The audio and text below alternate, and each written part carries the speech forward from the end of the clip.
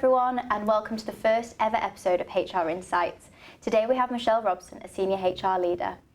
Michelle has over 20 years experience and exposure across international locations and sectors such as oil and gas, renewable energy, manufacturing and engineering. Michelle is keen to ensure that businesses have a progressive outlook and welcomes the opportunity to share both her stories and own personal career choices that have brought her across varying international borders and exposure across all aspects of HR leadership. Hello and welcome to HR Insights, Michelle. Thank you, it's lovely to be here. I am delighted to have you here for the first ever episode to talk to you about all things HR, but with that specific focus on the importance of HR. Recently, businesses have made adjustments on how they continue to react and re-engage their organisations in an ever-changing environment.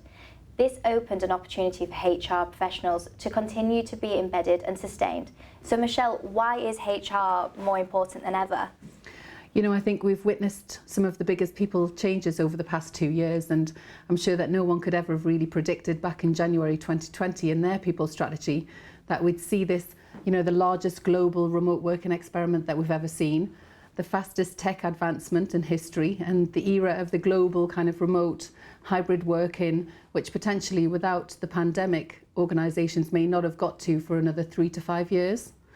Back in the last financial crisis, I think we saw the CFO's role become ever more prominent in the organisation. And if we look back at 2020 and 2021, I think, you know, this will be a time that's known as the biggest people crisis that we've ever seen. I think we've seen a huge realisation that you can have the strongest vision, the best strategy in place, with the best financial forecasts to accelerate growth and revenue, but ultimately people are the biggest revenue generators. I think the talent, the commitment and the engagement of the people is actually what drives the business to success and delivery. If you can enable that in an environment that is trusted, valued, committed, I think, to the sharing of information in a very two-way transparent forum, that's when you really can see the value of the importance of HR, solid HR practice. We've seen a great kind of evolution, I think, over our profession over the past 20 years or so. Personnel, back in the day when I started my career, a very transactional, reactional admin support function that really sat really well behind business. We've progressed into HR generalists who could give solid advice on governance, yet still be reactional to a degree and well, again, behind the business at times. I think moving forward into that kind of business partnering models that we've seen, we started to see a shift in working alongside the business into where I feel we are today in a much more strategic positional role, one that understands business, understands the commercial factors and the influences. I think a position that can sit in front of the business actually to support risk avoidance, strong commercial positioning that drives us to stay competitive in the marketplace. I think HR professionals, when positioned correctly, actually we have this great ability to completely transform a business through its workforce, through its leadership. You know, I don't want us to ever really underestimate the true value and the impact of that strong people leadership focus. Oh, so that's great, Michelle. So when we talk about that influence and we talk about that true value, we are naturally going to be delivering the CEO's expectations, but what is that? What does that mean? Yeah, good question. I think, you know, one of the biggest annual expenditures that we have internally in an organisation will naturally be that salary bill.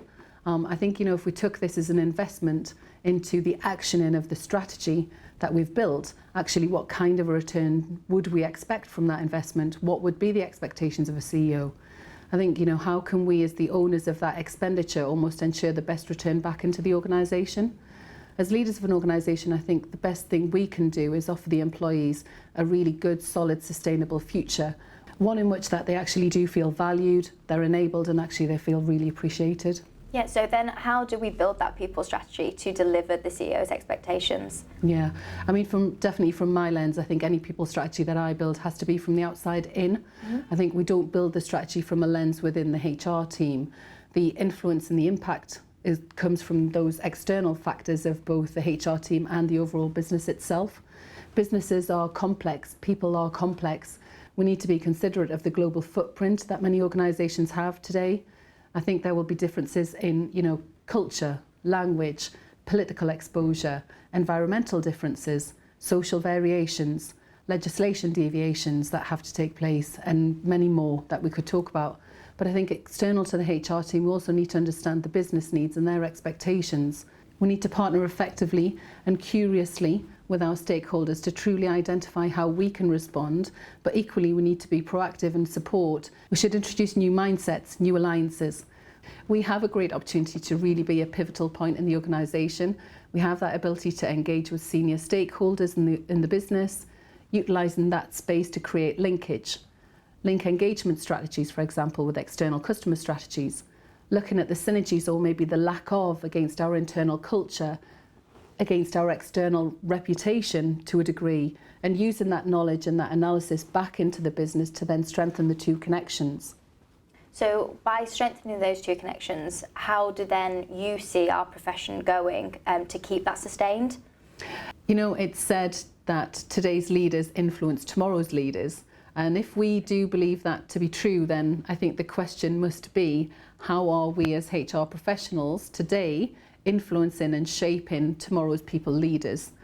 We talked earlier about this kind of great evolve of HR, and you know, we've seen that great change over the years from personnel to HR to people. We've used words like advisors, business partners, even people scientists, you know.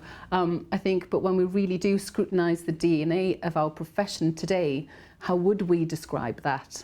I've always had this really strong opinion actually that HR's not simply about people. Actually, when we're really at our best, we're at that pivotal point in the organisation that has that ability to connect with every layer, every section of the organisation. We become this kind of credible activist, if you like, in strategy and delivery.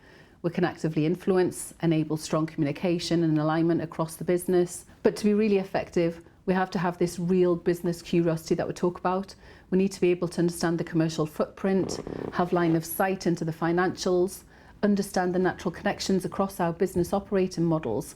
The shift away from a pure HR leadership role into a wider business leadership team is a great opportunity to learn more than just the profession that we've studied, expand our knowledge and utilise that back into the business.